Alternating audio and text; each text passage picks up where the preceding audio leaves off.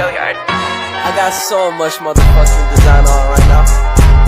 Break it down, bring it back, make it clap. I got 3 old thoughts, new block, where that thing. Bitches on my line, and you know. Baik, kami dari kelompok 7 ingin mewawancarai Bank Mandiri tentang analisis kredit. Pertama-tama kami memperkenalkan diri kami. Saya Stefanus Miring. Saya Rewan Daguan Felix Pangaribuan. Saya Pinta Marolina Ambarita. Saya Sri Lena.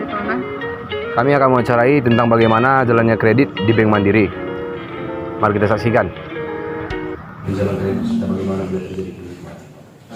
Jadi kalau misalnya kredit di Mandiri ini kan banyak, nggak cuma untuk kredit pegawai, ada kredit KPR untuk beli rumah, ada kredit kur. Tapi yang pasti di sini saya pegang itu kredit kur atau KUM, kredit usaha rakyat atau kredit usaha mikro. Mandiri atau mikro? Mikro, nah gitu. Jadi bedanya itu, rekam orang.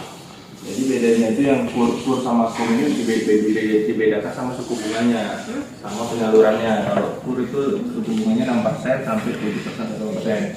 Tapi kalau misalnya KUM itu dia 0,97. 99 atau 97? 99. Nah, jadi penyalurannya pun beda gitu. Jadi kalau di saya itu nanti kalau misalnya syaratnya itu seperti kayak dia debitur harus memiliki usaha minimal 2 tahun sudah berjalan. Jadi itu usahanya itu yang menengah ke bawah gitu. Jadi sebelum masuk berkas ke saya itu harus dicek IDBI dulu. Cek IDBI itu cek slip IDEP-nya. Itu keadaan dia macet, ada pinjaman atau tidak. Nanti berpengaruh untuk kekuatan pembayaran dia. Jadi kalau misalnya dia penghasilannya cuma 5 juta, tapi yang angsuran kita cuma 4 juta, kan berarti kan untuk dibawa pulang untuk makan atau hidup kan cuma 1 juta tuh, kan nggak bisa kita kasih. Jadi kalau bisa itu paling 35% aja dari ininya kan penghasilannya gitu. Jadi sebelum udah cek IDEP, kita tengok dulu historinya, lancar nggak kalau ada pinjaman, kalau nggak ada pinjaman gimana gitu. Habis itu nanti dicek lokasi. Jadi guru juga butuh jaminan gitu? Hah? Butuh jaminan? Nah nanti saya bilang. Jadi cek lokasi, nanti kita tengok usahanya seperti gimana. Kalau misalnya usahanya memang layak kita beri kredit, kita sesuaikan dengan limitnya. Kalau misalnya debiturnya minta limitnya agak lebih tinggi, kemungkinan kita dimintakan moral obligasi atau untuk bukan agunan, maksudnya dia di bawah 100 juta untuk dulu ya. Untuk kur itu tidak diperkenankan untuk agunan sebenarnya, tapi kita sebagai moral obligasi itu jaga-jaga apabila terjadi macet gitu. Jadi kalau untuk di atas di bawah 100 juta itu kita biasanya bisa menggunakan BPKB kereta, BPKB mobil, atau surat SK camat atau tanah gitu, atau SAM bisa juga. Tapi kalau misalnya di atas 100 juta itu udah harus menggunakan agunan seperti sertifikat hak milik, surat tanah, atau BPKB mobil yang bisa diikat seperti itu. Tapi kita nengok juga usahanya layak diberikan nominal sebesar itu atau tidak seperti itu. Jadi nanti kalau sudah clear di OTS sudah aman, baru kita cuma masukkan sistem. Dari sistem itu kita nengok penghasilan dia dari laporan keuangan mereka. Jadi kalau misalnya pembeliannya berapa, penjualan berapa, kalau masuk dalam kategori itu bisa kita kasihkan seperti itu. Jadi nanti di sistem itu bisa approve atau tidak approve. Terus kalau misalnya sudah berjalan, rupanya ada macet nih, ada macet di bulan keberapa atau gimana, itu nanti akan dikasih seperti surat peringatan pertama. Nanti macet surat peringatan pertama, nanti kalau belum lancar juga kedua sampai ketiga, baru nanti bisa terjadi lelang. Kalau misalnya yang diikat seperti 100 juta ke atas, itu kan sudah kita ikat mandiri, itu kita bisa langsung ke bagian lelang.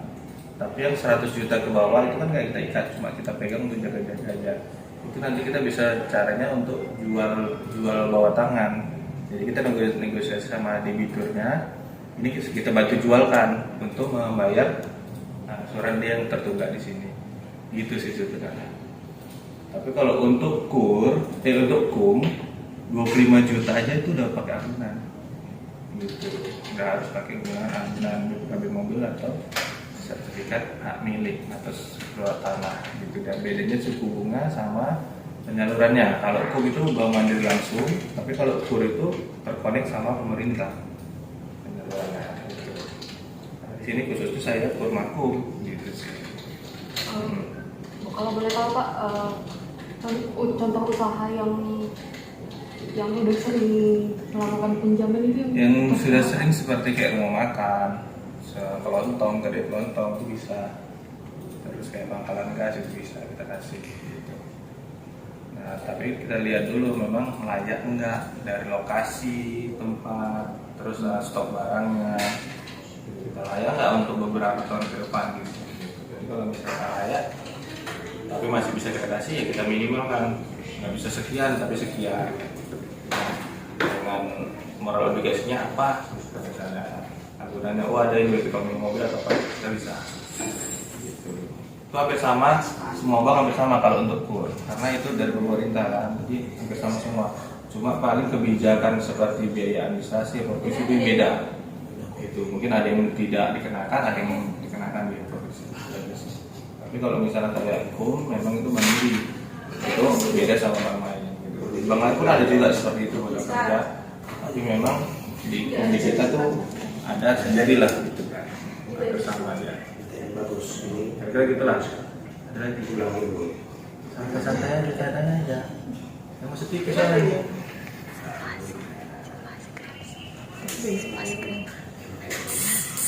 Kira-kira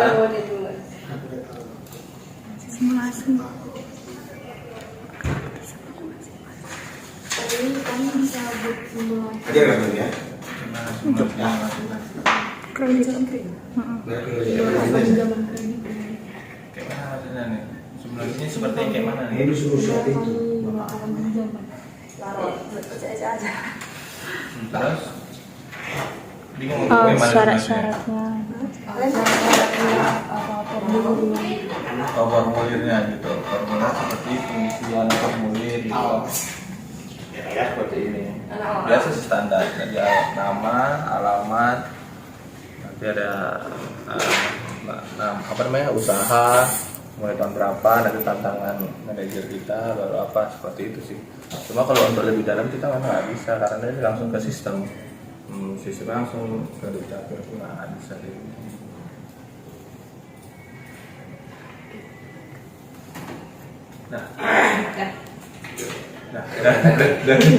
Tanya aja, kalau bisa punya aku jawab, kalau enggak itu kakak itu jago tuh, kakak itu lebih lama di sini. Coba ini saya. Udah aja, aman ya. Ayo.